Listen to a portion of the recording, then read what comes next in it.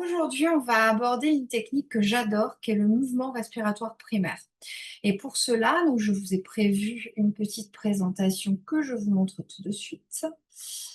Nous allons voir ensemble ce qu'est le mouvement respiratoire primaire. Et ensuite, nous allons aborder les situations dans lesquelles il est intéressant de l'utiliser et comment on l'incorpore dans un protocole de réflexologie. Et donc, on commence tout de suite par ce qu'est le mouvement respiratoire primaire. Alors, le mouvement respiratoire primaire, à la base, c'est une technique que j'ai apprise tout au début de ma formation en réflexologie, en sachant que c'était donc du coup sur 2004, donc il y a un petit peu plus de 20 ans. Et quand on me l'a présenté, on m'a expliqué que c'était issu des travaux de Martin von Anderson. Avec les années, j'ai appris qu'il y avait d'autres personnes qui avaient travaillé dessus. Et comme moi, je suis arrivée beaucoup plus tard dans l'histoire, je ne peux pas vous dire exactement à quel moment quelle est la première personne qui l'a enseigné. En tout cas, moi, ce que j'ai appris, que c'était Madame Martine von Anderson, qui est décédée, qui avait une école dans le nord de la France et qui avait mis en place une fédération qui s'appelait la FFPER. Le mouvement respiratoire primaire, c'est une technique qui est très très courte et son objectif, c'est de replacer la personne qui va recevoir le mouvement respiratoire primaire dans le même état de sécurité, de sérénité que lorsque la personne était dans le ventre de sa maman. Et cela, quelle que soit la façon dont la grossesse s'est produite. C'est-à-dire que même si l'enfant n'était pas désiré, même s'il y a eu des problèmes pendant la grossesse, même si l'accouchement s'est mal déroulé, enfin, peu importe tout ça, parce qu'en fait, ça va répondre plutôt à j'ai pas faim, j'ai pas soif, j'ai pas chaud, j'ai pas froid, j'ai pas de soucis à gérer. Enfin, vous voyez, c'est un peu le côté, euh, on a tous les soucis qui sont inexistants parce qu'on ne les a pas encore rencontrés. Et ça va nous replacer dans un état de sécurité et de sérénité qui va nous permettre du coup d'avancer à l'étape d'après. Je voulais schématiser sous forme de quelque chose que vous connaissez peut-être qui s'appelle la pyramide de Maslow. Donc la pyramide de Maslow, c'est 5 étages qui nous permettent, c'est des besoins primaires qui nous permettent justement de pouvoir avancer dans la vie. Et donc le premier besoin, ce sont les besoins physiologiques. Et donc dans un premier temps, le mouvement respiratoire primaire, il va vous donner la sensation émotionnelle, mentale, parce que ça ne va pas vous donner à manger. Donc c'est vraiment la sensation émotionnelle, la sensation mentale que, ce que je vous disais en fait, vous êtes dans un espace où vous n'avez pas à vous soucier de savoir si vous avez faim, de est-ce que vous allez avoir à manger, si vous avez soif, de est-ce que vous allez avoir à boire, est-ce que je peux dormir quand je le souhaite. En fait, on est comme dans le ventre de sa maman, c'est-à-dire que la seule chose qu'on a à faire, c'est se laisser porter et se laisser évoluer. Eh bien, déjà, dans un premier temps, lorsque l'on reçoit la technique du mouvement respiratoire primaire, et dès la première séance, ça va déjà connecter le cerveau sur ne pas se laisser envahir par ce type de problème et remettre la première base de sécurité physiologique vraiment à son stade maximum, de façon à vraiment ne pas avoir besoin de se soucier de ça. Ça n'enlève pas le problème, c'est-à-dire que si la personne n'a pas d'argent pour se nourrir, etc., ça n'enlèvera pas son souci dans la vie de tous les jours, sauf que ça va faire en sorte que ce problème-là ne se mette pas en avant dans son mode de fonctionnement et l'empêche du coup peut-être de trouver des solutions parce que figé par une peur, figé par des soucis, et bien du coup, on n'arrive pas à passer l'étape et à voir plus loin. Et bien du coup, même si ça ne va pas gérer les vrais problèmes que l'on a dans notre quotidien, ça va aider le cerveau à ne pas rester bloqué face à cette situation, à recevoir la sensation de sécurité, de sérénité qui va nous permettre d'avancer à l'étape d'après. Et l'étape d'après, c'est le besoin de sécurité. À nouveau, lorsque l'on était dans le ventre de notre mère, nous étions en sécurité. Et donc, du coup, ça va également permettre à notre cerveau de se connecter avec cette sensation de sécurité. Du coup, on est serein, on est en sécurité et on peut penser aux étapes d'après. Et les étapes d'après, c'est celles qui nous permettent de passer justement les étapes de stress, d'angoisse, d'anxiété. C'est-à-dire que c'est la capacité à recevoir l'amour et l'aide des gens qui sont autour de nous, à partager l'amour que nous avons aussi aux personnes qui sont autour de nous. Et souvent, on se rend compte que lorsque les besoins physiologiques et de sécurité euh, ne sont pas ressentis, la personne va donc avoir des difficultés à recevoir de l'aide ou à en donner. Et en fait, déjà, rien qu'avec cette technique-là, on va laisser la personne s'ouvrir et pouvoir communiquer sur ses besoins, sur ses peurs, sur ce qui la bloque, pouvoir recevoir de l'aide et malgré le fait qu'elle puisse avoir des soucis, pouvoir continuer à apporter l'amour nécessaire à ses enfants, l'amour nécessaire à son conjoint, à sa famille, etc. Et une fois que ça va être remis en place, ça va permettre à la personne de remonter son estime personnelle. Et donc, du coup, elle va avoir cette sensation de bien-être et surtout, comme elle va partager les choses et qu'elle va accepter de recevoir, il va y avoir une meilleure image d'elle-même vis-à-vis de ce qu'elle reçoit. Donc, ça va remonter son estime personnelle. Et une fois que ça est arrivé, on peut passer à l'accomplissement. Et donc, du coup, à mettre en place ce qui est nécessaire pour aller mieux, pour réussir, parce que vous allez voir que ça s'utilise dans plein de cas différents, pour passer des étapes de vie, pour euh, réussir à obtenir un diplôme. Enfin, en fait, ça va donner les bases, le socle solide nécessaire pour pouvoir suivre un cheminement classique qui nous amène à notre capacité d'accomplissement et à surmonter les étapes de la vie. Et donc,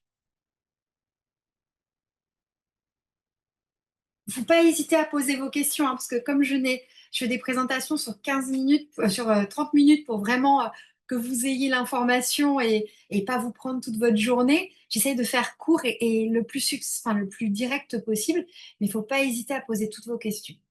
Du coup, le fait d'avoir les besoins physiologiques et les deux premières étapes, hein, les besoins physiologiques et les besoins de sécurité euh, ressentis comme acquis, ça permet à la personne de passer des étapes qui vont lui permettre donc on l'utilise dans les étapes de stress, d'angoisse, d'anxiété, pour gérer les peurs, mais même, enfin, on a la peur connue et on a la peur qui est inconnue. La peur connue va se gérer très bien avec le mouvement respiratoire primaire, par exemple, la peur des enfants par rapport au noir, par rapport à aller à l'école, enfin, tout ce qui peut exister comme peur connue et les peurs inconnues qui vont être le précurseur de l'arrivée des angoisses.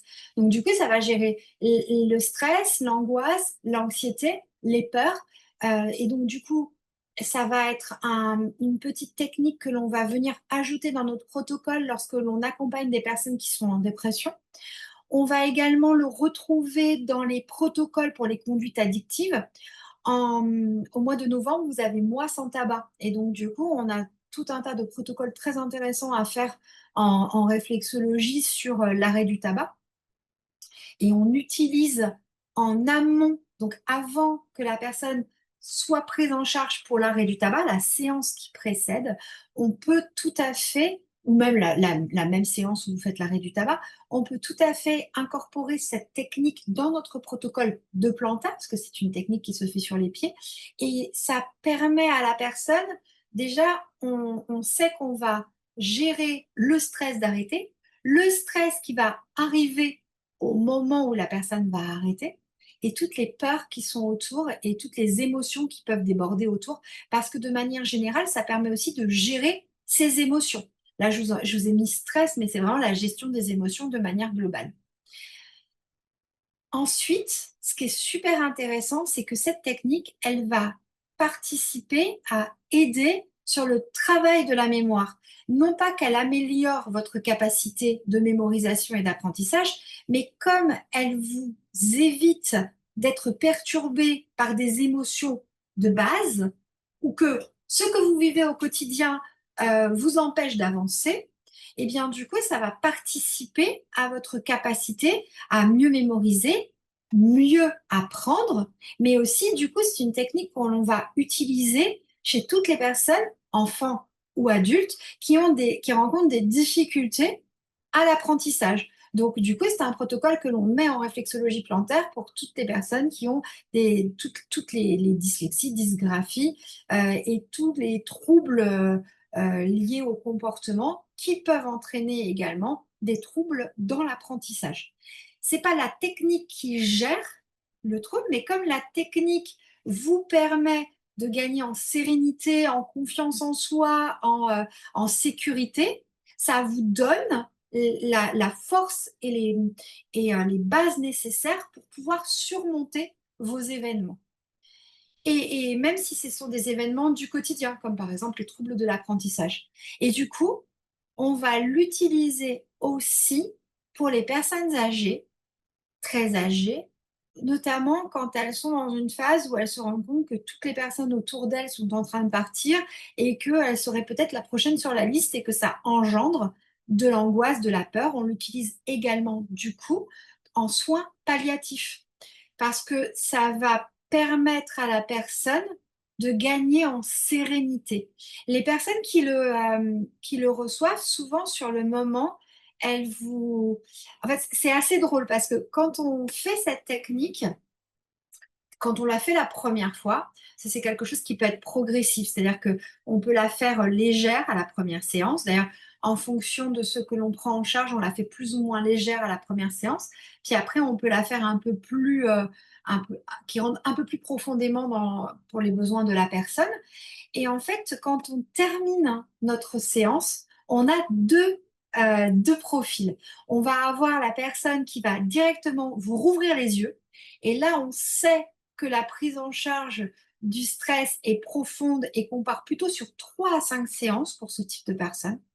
Et on a des personnes qui, au contraire, vont pas mettre du temps, mais vont rouvrir les yeux quand on va leur demander de rouvrir les yeux et on les accompagne tout doucement pour le faire.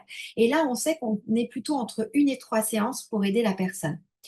Et ce qui est assez drôle, c'est que pour les personnes qui, dès la première séance, ressentent les bienfaits, elles vous disent que c'est assez bizarre, qu'elles ont senti quelque chose au niveau de la nuque, comme si ça bougeait, ça tournait. Et en fait, ce qui est intéressant, c'est que le mouvement respiratoire primaire, c'est un mouvement naturel que vous avez dans le corps.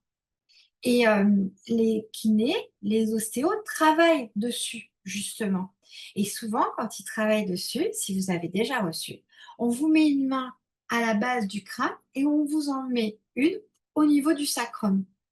Et en fait, il y a une espèce de bascule qui font et qui permet justement la réharmonisation du mouvement respiratoire primaire.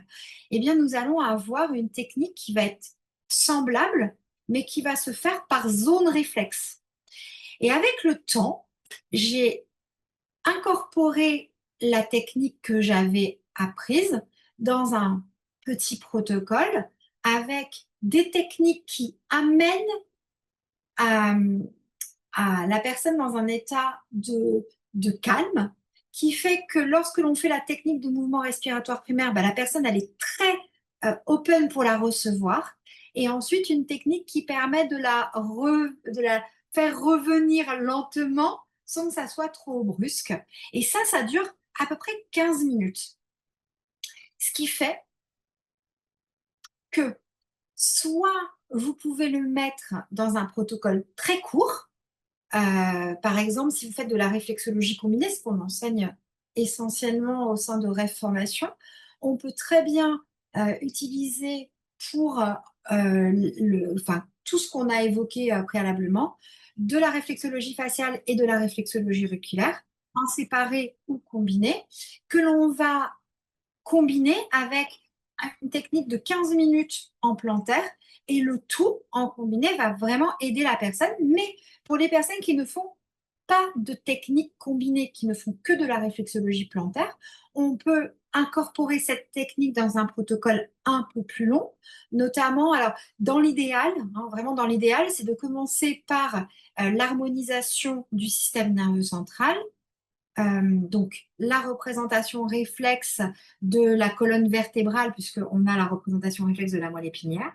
Ensuite, la représentation réflexe du cerveau en travaillant l'ensemble des orteils, puis de travailler au minimum sur la représentation du diaphragme bien décontracté, et ensuite d'ajouter la technique de mouvement respiratoire primaire, ce qui vous fait à peu près une séance entre 30 et 40 minutes, ce qui est à peu près euh, la durée d'une séance classique en réflexologie plantaire. Et on a même dans les cas extrêmes, et c'est ce que j'enseigne aussi lorsque l'on fait la formation, dans les cas extrêmes, j'ai un protocole très très long qui dure exactement 1h10 au début et on le ramène sur 1 heure à force d'avoir l'habitude de le faire. Et là, c'est vraiment pour les gros cas de grosses dépressions. Enfin, on est dans l'accompagnement en plus de, d'un médecin sur grosse dépression, grosse conduite addictive, où là, on a un protocole très, très long, mais super efficace en 3 à 5 séances, qui est vraiment très, très chouette. Et moi, j'avais fait mon mémoire il y a 20 ans là-dessus. Et pour pouvoir faire mon mémoire, j'avais donc pris énormément de cas sur le sujet vraiment de l'accompagnement des gros états de stress. Et j'avais mis longtemps à trouver un protocole, c'est pour ça qu'il est un peu long d'ailleurs, parce qu'à chaque fois, je rajoutais des choses, si ça fonctionnait pas, je les réenlevais. Et petit à petit, j'ai réussi à monter un protocole qui dure donc environ 1 heure et qui, je dirais presque à tous les coups, enfin, ouais, quasiment, ça, je n'ose pas dire à tous les coups parce qu'on peut avoir un moment où ça ne fonctionnera pas, mais jusqu'à ce jour, ça fonctionne bien, où on peut vraiment gérer en accompagnement d'autres techniques, bien entendu, les grosses dépressions, les gros terrains addictifs, en rajoutant le mouvement respiratoire primaire dedans, et c'est vraiment super intéressant à faire. Du coup, ma grande question, c'était comment vous l'enseignez de manière théorique et pratique et, euh, et que ça soit fait sur un format assez court parce que vous allez dire qu'une technique de 15 minutes, c'est sûr que ça va pas nous prendre 10 jours à l'enseigner. Mais d'abord, il y a de la théorie à ingurgiter et l'idée, c'était pas de vous bloquer sur 2 jours et plutôt de faire en sorte de vous apporter d'abord la théorie et ensuite que l'on se voit pour faire de la pratique. Et donc, du coup, j'ai décidé de faire 2 sessions de 2 heures en ligne et en direct, que vous pouvez voir soit en direct, soit en replay. Ces 4 heures-là vont nous permettre de travailler sur toute la partie théorique. Donc, je vous expliquerai tout le protocole, mais même si je vous ferai une démonstration pour que j'aime bien que vous ayez l'image de jusqu'où nous allons aller, l'idée, ça sera vraiment de vous expliquer surtout à quoi ça sert, comment on l'utilise, comment on l'incorpore dans les protocoles que vous avez déjà et quel est ce protocole le plus long que l'on peut obtenir. Et ensuite, on se retrouve sur une journée en présentiel où on va apprendre à le faire et où on va s'entraîner les uns sur les autres toute la journée à le réaliser jusqu'à ce que, et sur moi du coup aussi, jusqu'à ce que vraiment vous soyez dans un ressenti, dans un placement de doigts qui soit juste et qui vous permette à la fin de la journée d'être tout à fait capable de le réaliser le lendemain. Donc l'idée, c'est vraiment, c'est une journée de pratique, c'est 8 heures ensemble. Je vous l'apprends étape par étape. Vous le réalisez sur votre binôme, le binôme le réalise sur vous. Et à chaque fois qu'on fait une étape, on le fait sur toutes les personnes qui sont en cours. Hop, on passe à la deuxième étape. On refait étape 1 et étape 2 sur tout le monde. On passe à la troisième étape, étape 1, 2, 3 sur tout le monde. On tourne. Ensuite, on inverse les binômes. On recommence, ce qui nous fait faire, recevoir. Moi, je le fais sur chacun d'entre vous à chaque fois, puisque du coup, je serai une personne aussi qui travaillent en même temps que vous. Donc, vous allez tous le recevoir, tous le faire, et à la fin, faire le mouvement respiratoire primaire sur moi, de manière à ce que je puisse m'assurer que au niveau de l'appui, c'est OK, au niveau du placement, c'est OK. En une journée, c'est complètement réalisable et surtout, ça vous permet de l'utiliser dès le lendemain du cours. Voilà, c'est l'objectif. En plus, c'est juste avant Noël, donc ça vous permettra de le faire sur toutes les personnes de votre famille que vous retrouveriez à Noël. Donc voilà, si vous avez des questions,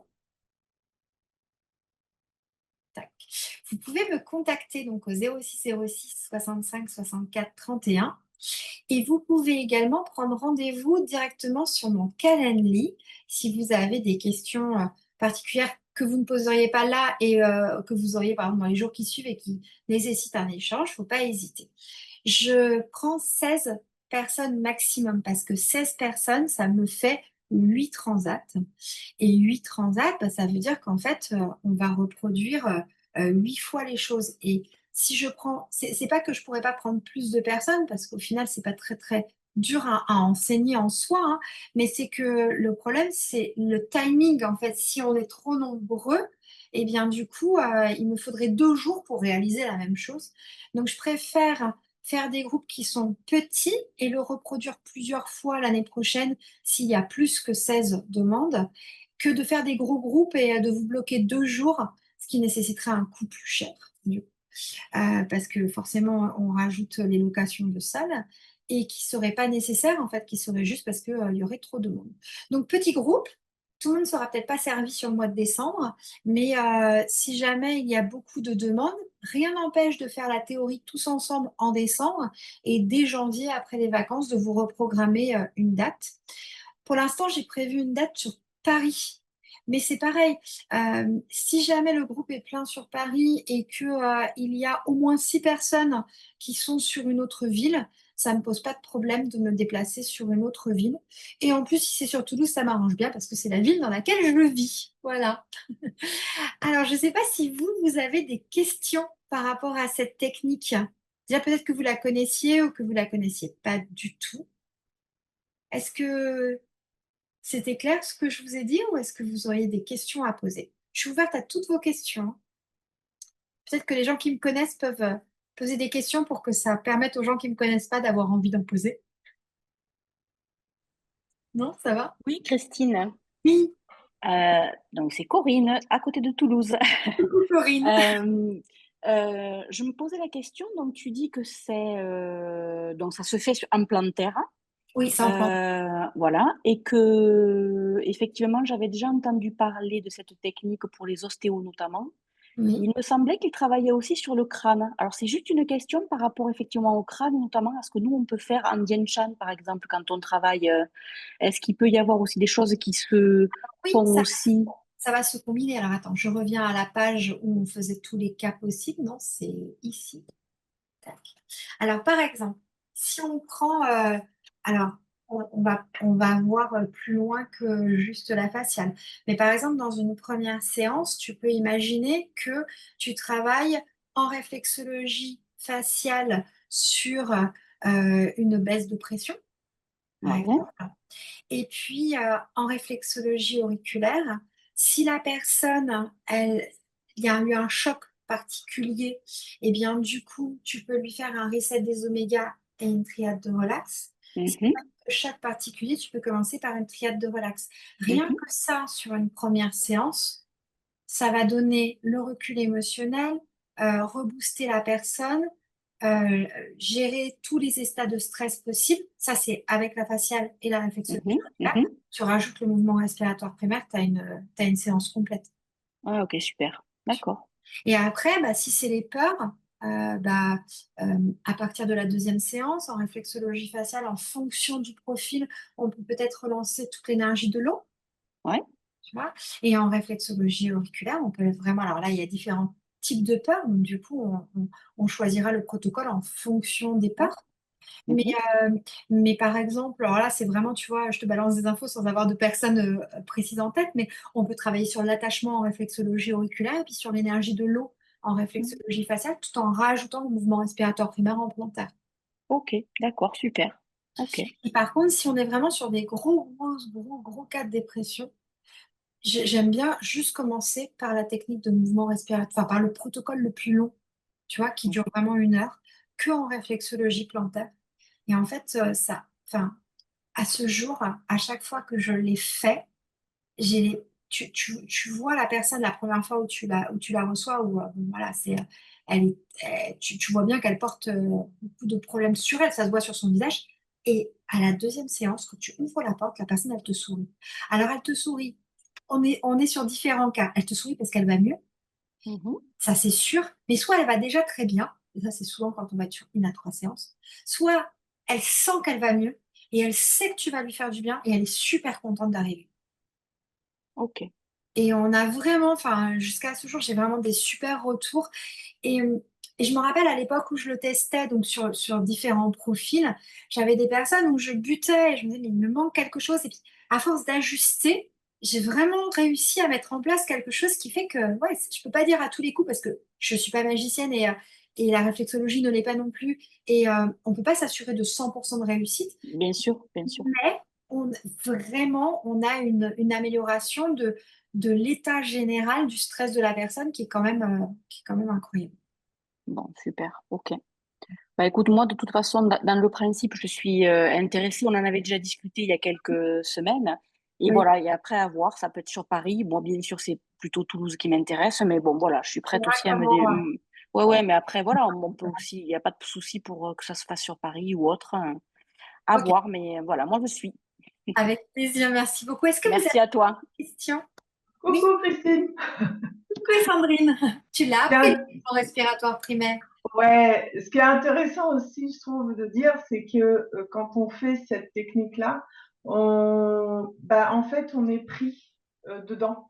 Le Oui, praticien est vraiment ouais. reçoit aussi et embarqué dans cette sensation-là, ce qui nous prouve d'emblée que bah oui, il se passe vraiment quelque chose quand on l'a Ouais, fait. c'est vrai. C'est vrai que quand on le fait, à la fin, nous, on est dans un état de bien-être qui est du même niveau que la personne qui l'a reçu. Ça nous fait notre propre mouvement respiratoire primaire. Alors, Sandrine, que vous voyez à l'écran, elle a suivi la formation expert en réflexologie combinée. En fait, dans la formation expert en réflexologie combinée, j'enseigne vraiment tout ce que je sais.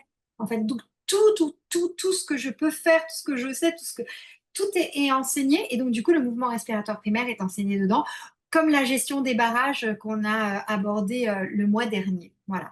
Mais comme je sais qu'il y a des personnes qui ne feront pas forcément la formation expert en réflexologie combinée et qui pourraient avoir cet outil, notamment toutes les personnes qui font la réflexologie plantaire, qui pourraient avoir cet outil supplémentaire en main, je trouvais ça sympa de l'ouvrir. Ça m'était beaucoup demandé, mais à chaque fois, ça demande de repenser d'enseigner à des personnes que je ne connais pas. Donc, c'est pour ça qu'il faut que je repense à chaque fois la théorie.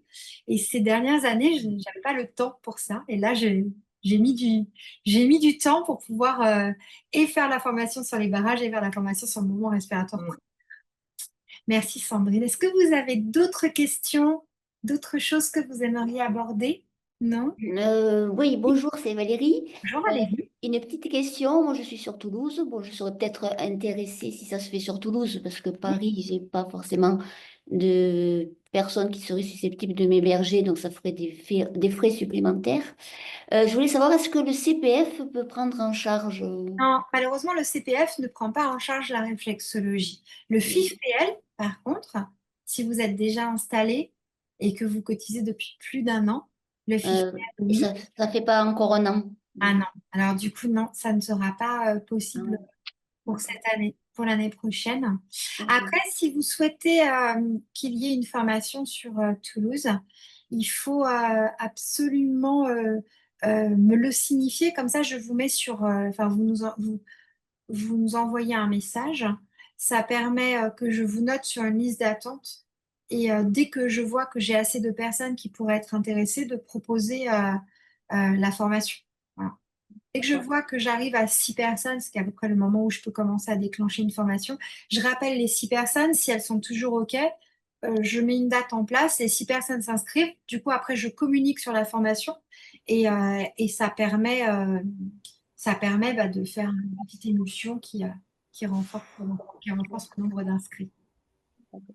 Donc, c'est en lien, c'est l'OPCO, c'est ça? C'est avec l'OPCO? C'est avec l'OPCO, c'est votre FIFPL, oui, tout à fait. Mais il faut Ok. attendre 1 an de cotisation.